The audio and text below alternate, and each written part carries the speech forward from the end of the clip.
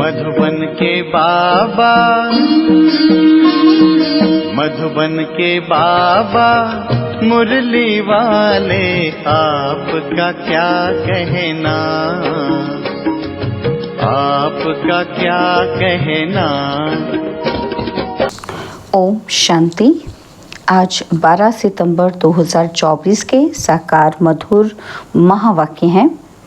आज मीठे मीठे बाप दादा बोले, मीठे बच्चे, ब्राह्मण है चोटी और शूद्र है पाँव। जब शूद्र से ब्राह्मण बने तब देवता बन सकेंगे। बाबा ने कहा, मीठे बच्चे, ब्राह्मण है चोटी और शूद्र है पाँव। जब शूद्र से ब्राह्मण बने तब देवता बन सकेंगे। बाबा ने आज प्रश्न पूछा है कि तुम्हारी शुभ भावना कौन सी है जिसका भी मनुष्य विरोध करते हैं। तो उत्तर में बाबा कहते, तुम्हारी शुभ भावना है कि ये पुरानी दुनिया खत्म हो, नई दुनिया स्थापन हो जाए, और इसके लिए तुम कहते हो कि ये पुरानी दुनिया अब विनाश हुई कि हुई, इसका भी मनुष्य विरोध करते हैं। और बाबा ने एक और प्रश्न पूछा कि इस इंद्रप्रस्थ का मुख्य कायदा क्या है। तो उत्तर में बाबा ने समझाया कि कोई भी पतित शूद्र को इस इंद्रप्रस्थ की सभा में ले नहीं आ सकते। अगर कोई ले आते हैं तो उस पर भी पाप लग जाता है। ओम शांति। रूहानी बच्चों प्रति रूहानी बाप बैठ समझाते हैं।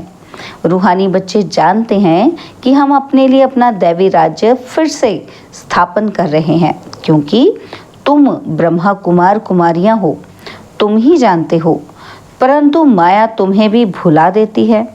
तुम देवता बनना चाहते हो तो माया तुमको ब्राह्मण से शूद्र बना देती है। हम देवता बनना चाहते हैं और माया क्या बनाती है? शूद्र बना देती है। शिव बाबा को याद न करने से ब्राह्मण शूद्र बन जाते हैं। बच्चों को यह मालूम है कि हम अपना राज्य स्थापन कर रहे हैं। जब राज्य स्थापन हो जाएगा फिर ये पुरानी सृष्टि नहीं रहेगी। सबको इस विश्व से शांति धाम में भेज देते हैं। यह है तुम्हारी भावना। परंतु तुम जो कहते हो कि दुनिया खत्म हो जानी है तो ज़रूर लोग विरोध करेंगे ना। कहेंगे कि ये ब्रह्मा कुमारियाँ ये फिर क्या कहती हैं, विनाश विनाश ही कहती रहती हैं। तुम जानते हो कि इस विनाश में ही खास भारत और आम दुनिया की भलाई है। ये बात दुनिया वाले नहीं जानते। विनाश होगा तो सब चले जाएंगे मुक्ति धाम। अभी तुम ईश्वरीय संप्रदाय के बने हो, पहले आसुरी संप्रदाय के थे। तुमको ईश्वर खुद कहते हैं, मामेकम याद करो। यह तो बाप जानते हैं कि सदैव याद में कोई रह ही न सके। सदैव याद रहे तो विकर्म विनाश हो जाएं, फिर तो कर्मातीत अवस्था हो जाए। अभी तो सब पुरुषार्थी हैं। जो ब्राह्मण बनेंगे वही देवता बनेंगे।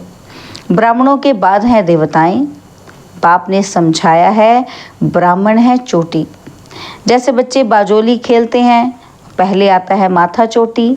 ब्राह्मणों को हमेशा चोटी होती है। तुम हो ब्राह्मण, पहले शूद्र अर्थात पैर थे, अभी बने हो ब्राह्मण चोटी और फिर देवता बनेंगे। देवता कहते हैं मुख को, क्षत्रिय भुजाओं को और वैश्य पेट को। शूद्र पैर को कहेंगे। शूद्र अर्थात शुद्र बुद्धि, तुच्छ बुद्धि। और तुच्छ बुद्धि उनको कहते हैं जो बाप को नहीं जानते और ना ही और ही बाप की ग्लानि करते रहते हैं। एक तो बाप को नहीं जानते, दूसरा क्या करते हैं? बाप की ग्लानि करते हैं। तब बाप कहते हैं, जब जब भारत में ग्लानि होती है मैं आता हूँ। जो भारतवासी हैं बाप उन्हों से ही बात करते हैं। यदा यदा ही धर्मस्य, क्या कहते हैं बाप कि बाप तो आते भी भारत में है और कोई जगह आते ही नहीं। भारत ही अविनाशी खंड है, बाप भी अविनाशी है, वह कभी जन्म मरण में नहीं आते। बाप अविनाशी आत्माओं को ही बैठ सुनाते हैं। क्या सुनाते हैं? कि ये शरीर तो विनाशी है। अभी तुम शरीर का भान छोड़कर अपने को आत्मा समझने लगे हो। बाप ने समझाया था कि होली पर कोकी पकाते हैं तो कोकी सारी जल जाती है, धागा नहीं जलता। आत्मा कभी विनाश नहीं होती है, इस पर ही यह मिसाल है। यह कोई भी मनुष्य मात्र को मालूम नहीं कि आत्मा अविनाशी है। वो तो कह देते कि आत्मा निर्लेप है। बाप कहते हैं नहीं, आत्मा ही अच्छा व बुरा कर्म करती है इस शरीर के द्वारा। एक शरीर छोड़ फिर दूसरा लेती है और कर्म भोगती है, तो वह हिसाब किताब ले आई ना। इसलिए आसुरी दुनिया में मनुष्य अपार दुख भोगते हैं, आयु भी कम रहती है, परंतु मनुष्य इन दुखों को भी सुख समझ बैठे हैं। तुम बच्चे कितना कहते हो निर्विकारी बनो, फिर भी कहते हैं कि विष बिगर हम रह नहीं सकते, क्योंकि शूद्र संप्रदाय है ना, शूद्र बुद्धि है। तुम बने हो ब्राह्मण चोटी, चोटी तो सबसे ऊंच है, देवताओं से भी ऊंच है। तुम इस समय देवताओं से भी ऊंच हो, क्योंकि बाप के साथ हो और बाप इस समय तुमको पढ़ाते हैं। बाप ओबीडिएंट सर्वेंट बना है ना, तो बाप बच्चों का ओबीडिएंट सर्वेंट होता है ना। बच्चों को पैदा कर, संभाल कर, पढ़ा कर, फिर बड़ा कर जब बूढ़े होते हैं तो सारी मिल्कियत बच्चों को देकर खुद गुरु कर किनारे जाके बैठते हैं और वानप्रस्थी बन जाते हैं। मुक्तिधाम जाने के लिए गुरु करते हैं, परंतु वह मुक्तिधाम में तो जा ही ना सके, तो माँ बाप बच्चों की संभाल करते हैं। समझो कि माँ बीमार पड़ती है, बच्चे टट्टी कर देते हैं, तो बाप को उठानी पड़े ना। तो माँ बाप बच्चे के सर्वेंट ठहरे ना, तो सारी मिल्कियत बच्चों को दे देते हैं।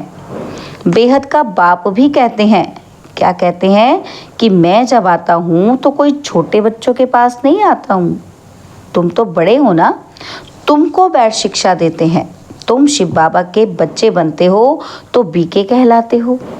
उनसे पहले शूद्र कुमार कुमारी थे, वेश्यालय में थे। अभी तुम वेश्यालय में रहने वाले नहीं हो, यहाँ कोई विकारी रह न सके, हुक्म ही नहीं।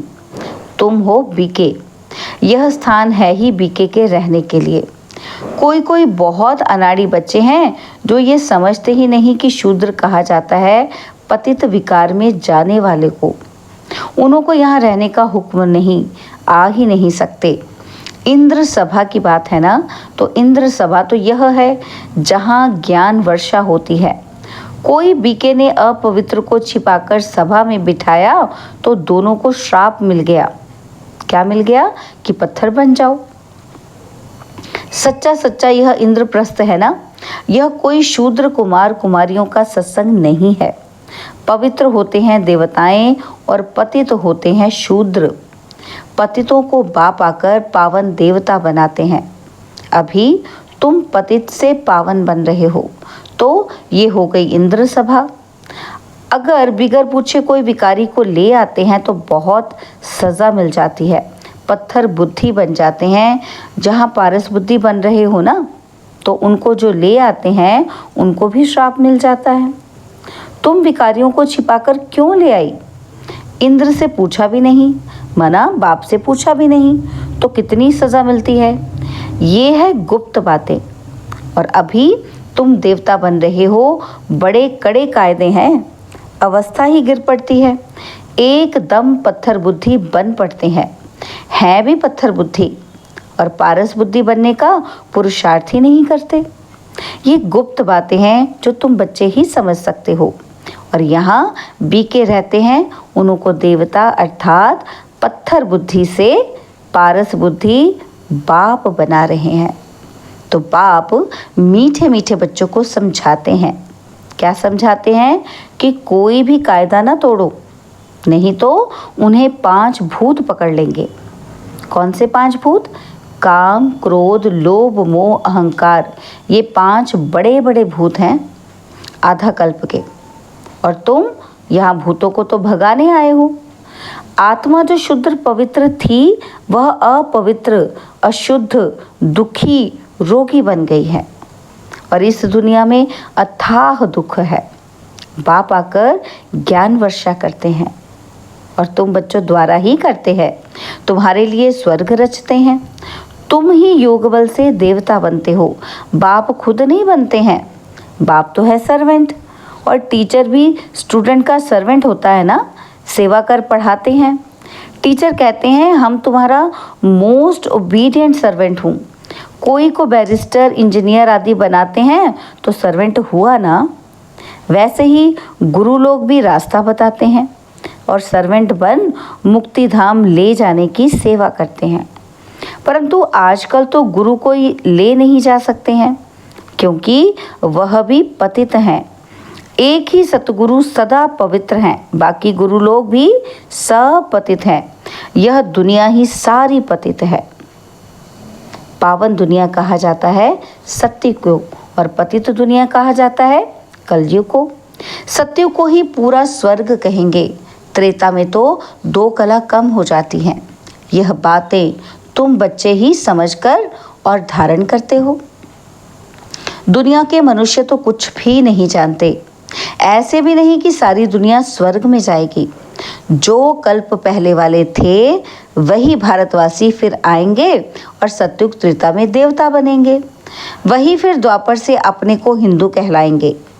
यूं तो हिंदू धर्म में अब तक भी जो आत्माएं ऊपर से उतरती हैं वह भी अपने को हिंदू कहलाती हैं, लेकिन वह तो देवता नहीं बनेंगी और ना ही स्वर्ग में आएंगी। वह फिर भी द्वापर के बाद अपने समय पर उतरेंगी और अपने को हिंदू कहलाएंगी। देवता तो तुम ही बनते हो, जिनका आदि से अंत तक पाठ है। यह ड्रामा में बड़ी युक्ति है। बहुतों की बुद्धि में नहीं बैठता है तो ऊंच पद भी नहीं पा सकते हैं। यह है सत्य नारायण की कथा।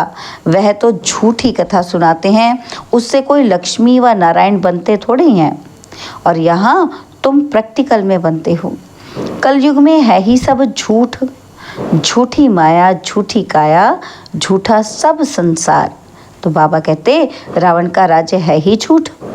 सचखंड बाप बनाते हैं, यह भी तुम ब्राह्मण बच्चे जानते हो। सो भी नंबरवार पुरुषार्थ अनुसार, क्योंकि पढ़ाई है। कोई बहुत थोड़ा पढ़ते हैं तो फेल हो पढ़ते हैं। तो यह तो एक ही बार पढ़ाई हो सकती है, फिर तो पढ़ना मुश्किल हो जाएगा। शुरू में जो पढ़कर शरीर छोड़कर गए हैं तो संस्कार वह लेकर गए हैं और फिर आकर पढ़ते होंगे। नाम रूप तो बदल जाता है। आत्मा को ही सारा 84 का पाठ मिला हुआ है, जो भिन्न भिन्न नाम रूप देश काल में पाठ बजाती है। इतनी छोटी आत्मा, उनको कितना बड़ा शरीर मिलता है। आत्मा तो सब में होती है ना, तो इतनी छोटी आत्मा इतने छोटे मच्छर में भी है ना। तो बाबा कहते ये सब बहुत सूक्ष्म समझने की बातें हैं। देखो मच्छर कितना छोटा सा होता है, तो उसमें भी आत्मा है। तो जो बच्चे ये अच्छी रीति समझते हैं वही माला का दाना बनते हैं। बाकी तो जाकर पाई पैसे का पद पाएंगे। अभी तुम्हारा यह फूलों का बगीचा बन रहा है, पहले तुम कांटे थे। बाप कहते हैं काम विकार का कांटा बड़ा खराब है। यह आदि मध्य अंत दुख देता है। दुख का मूल कारण ही है काम, और काम को जीतने से ही जगत जीत बनेंगे। इसमें ही बहुतों को मुश्किलातें फील होती हैं। बड़ा मुश्किल पवित्र बनते हैं। जो कल्प पहले बने थे वही बनेंगे। समझा जाता है कौन पुरुषार्थ कर ऊंच से ऊंच देवता बनेंगे। नर से नारायण, नारी से लक्ष्मी बनते हैं ना। तो नई दुनिया में स्त्री पुरुष दोनों पावन थे और अब पतित हैं।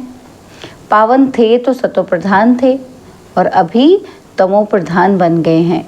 यहाँ दोनों को पुरुषार्थ करना है। यह ज्ञान सन्यासी दे नहीं सकते। वह धर्म ही अलग है, निवृत्ति मार्ग का। और यहाँ भगवान तो स्त्री पुरुष दोनों को पढ़ाते हैं। दोनों को कहते हैं कि अब शूद्र से ब्राह्मण बनकर फिर लक्ष्मी नारायण बनना है। सब तो नहीं बन सकेंगे। लक्ष्मी नारायण की भी डिनाइस्टी होती है। उन्होंने राज्य कैसे लिया यह कोई नहीं जानते हैं, और सतयुग में इनका राज्य था यह भी समझते हैं, परंतु सतयुग को फिर लाखों वर्ष दे दिया है। तो यह अज्ञानता हुई ना। तो बाप कहते हैं यह है ही कांटों का जंगल। और वह है फूलों का बगीचा। यहाँ आने से पहले तुम असुर थे और अभी तुम असुर से देवता बन रहे हो। तो कौन बनाते हैं? बेहद का बाप।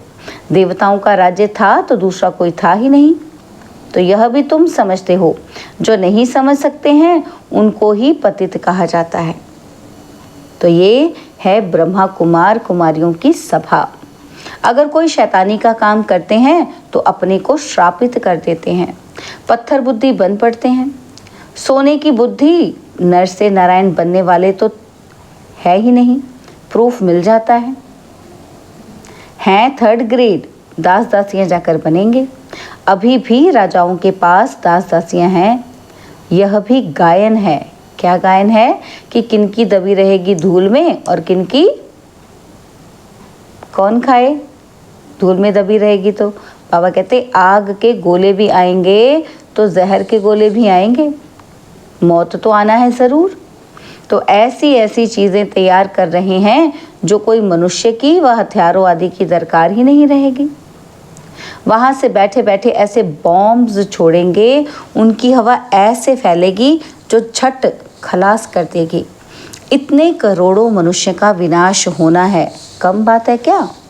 सतयुग में कितने थोड़े होते हैं, बाकी सब चले जाएंगे शांति धाम और यहाँ हम आत्माएं रहती हैं। सुख धाम में है स्वर्ग और दुख धाम में है ये नरक। यह चक्र फिरता रहता है। पतित बन जाने से दुख धाम बन जाता है और फिर बाप सुख धाम में ले जाते हैं। परमपिता परमात्मा अभी सर्व की सदगति कर रहे हैं तो खुशी होनी चाहिए ना। मनुष्य डरते हैं कि यह नहीं समझते कि मौत से ही गति सदगति होनी है। वो डर जाते हैं विनाश की बातें सुन के। तो बाबा कहते हैं उनको तो पता ही नहीं कि मौत होगी तभी तो किसी को गति और किसी को सदगति मिलेगी। अच्छा, मीठे मीठे सिखिलदे बच्चों प्रति माता पिता बाप दादा का याद प्यार और गुड मॉर्निंग। रूहानी बाप की रूहानी बच्चों को नमस्ते। हम रूहानी बच्चों की रूहानी बाप दादाजी को दिलवाजान सिकवा प्रेम से नमस्ते। ओम शांति। प्यारे बाबा, मीठे बाबा, मेरे बाबा, शुक्रिया बाबा, शुक्रिया बाबा, शुक्रिया। धारणा के लिए मुख्य सार है, पहला पॉइंट है, फूलों के बगीचे में चलने के लिए अंदर जो काम क्रोध के कांटे हैं उन्हें निकाल देना है। ऐसा कोई कर्म नहीं करना है जिससे श्राप मिल जाए। और दूसरी बात, सचखंड का मालिक बनने के लिए सत्यनारायण की सच्ची कथा सुननी और सुनानी है। इस झूठ खंड से किनारा कर लेना है। बाबा ने आज वरदान दिया, लाइट के आधार पर ज्ञान योग की शक्तियों का प्रयोग करने वाले प्रयोगशाली आत्मा भव। लाइट के आधार पर ज्ञान योग की शक्तियों का प्रयोग करने वाले प्रयोगशाली आत्मा भव। जैसे प्रकृति की लाइट साइंस के अनेक प्रकार के प्रयोग प्रैक्टिकल में करके दिखाती है, ऐसे आप अविनाशी परमात्मा लाइट, आत्मिक लाइट और साथ साथ प्रैक्टिकल स्थिति की लाइट द्वारा ज्ञान योग की शक्तियों का प्रयोग करो। यदि स्थिति और स्वरूप डबल लाइट है तो प्रयोग की सफलता बहुत सहज होती है।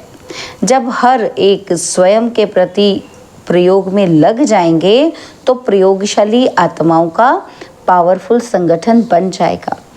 स्लोगन, विघ्नों के अंश और वंश को समाप्त करने वाले ही विघ्न विनाशक हैं।